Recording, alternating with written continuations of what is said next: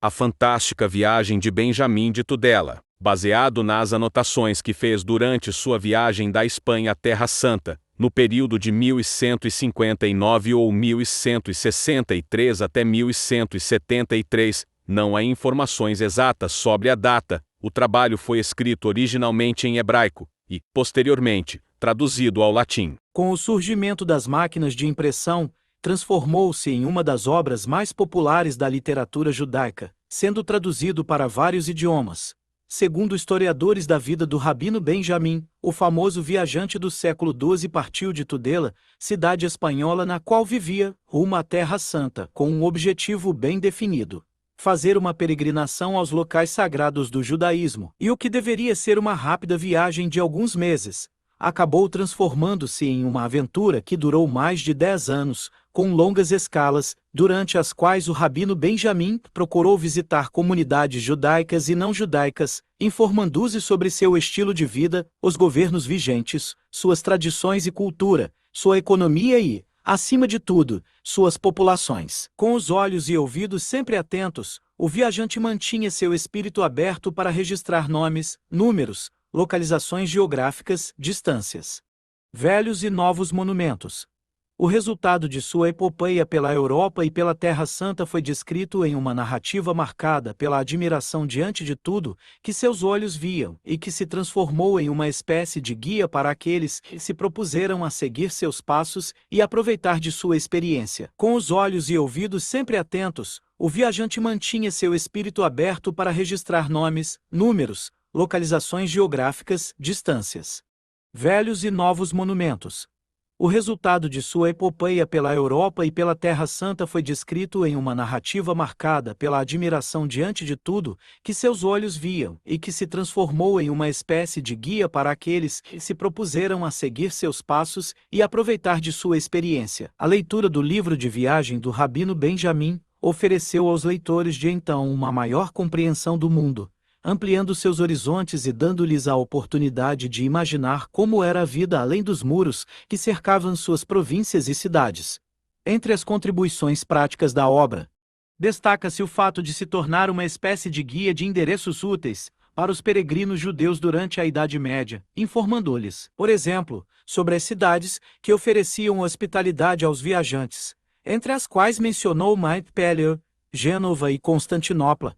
Ele descreveu as condições econômicas dos mercadores de Barcelona, Montpellier e Alexandria, falou sobre as atividades dos judeus, como os tintureiros de Brindisi, os tecedores de seda de Tebes, os curtidores de couro de Constantinopla e os vidraceiros de Alepo e do Tigre. O livro, também, informações demográficas sobre as comunidades judaicas de algumas cidades da época.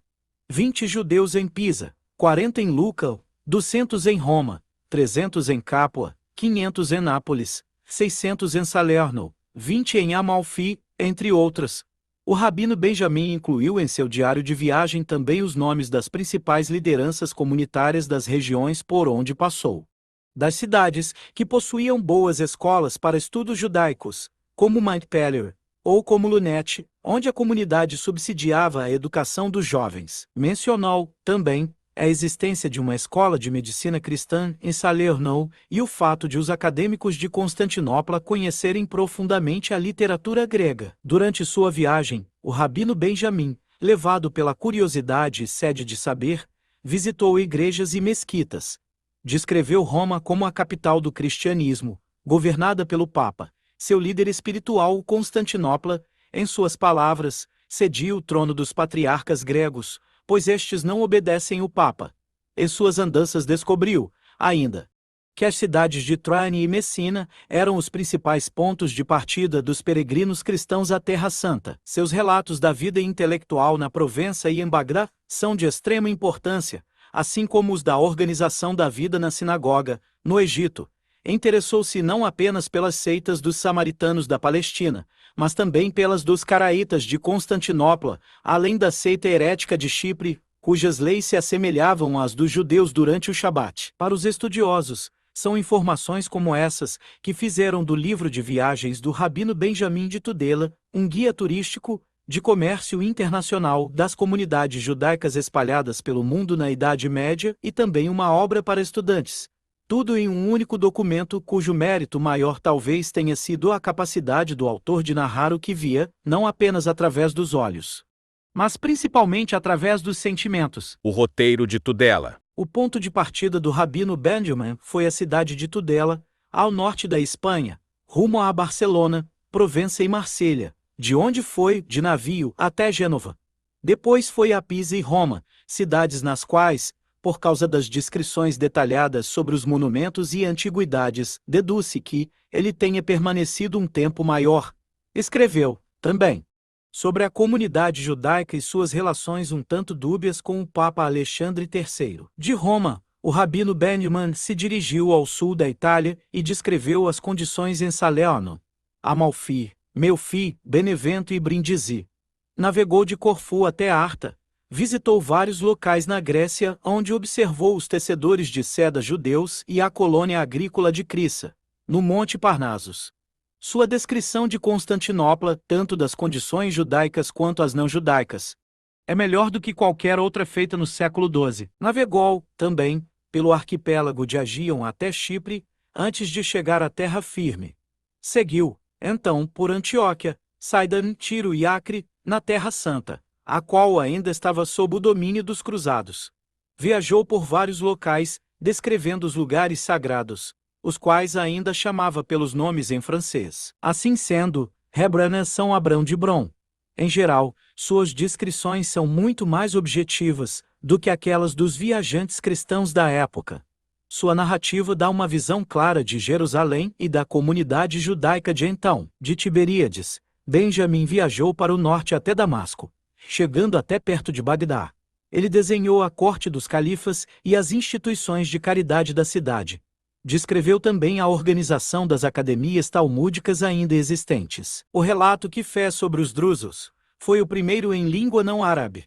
Segundo os historiadores, as anotações e descrições feitas após a passagem por Bagdá não são muito consistentes e, embora tenha realmente viajado até a Pérsia, suas descrições das condições locais aproximam-se mais das lendas do que de observações objetivas. Detalhes fantásticos surgem também durante suas impressões sobre a China, Cochin e Ceilão. O realismo volta a permear sua narrativa quando menciona sua visita ao Egito em geral e, principalmente, a vida judaica no Cairo e em Alexandria, de onde iniciou a viagem de volta nesta etapa. Sua obra apresenta descrições ricas sobre a Sicília e sobre Palermo, de onde provavelmente voltou à Espanha de navio. Entrou em seu país de origem, através da região de Castela. Bibliografia. Benjamin of Tudela S. Fantastic 12 de Century Book, Jewish Digest, maio 1963. Turning Back the Clock, A Look History. Se gostou do vídeo, curta e compartilha. Obrigado e até a próxima.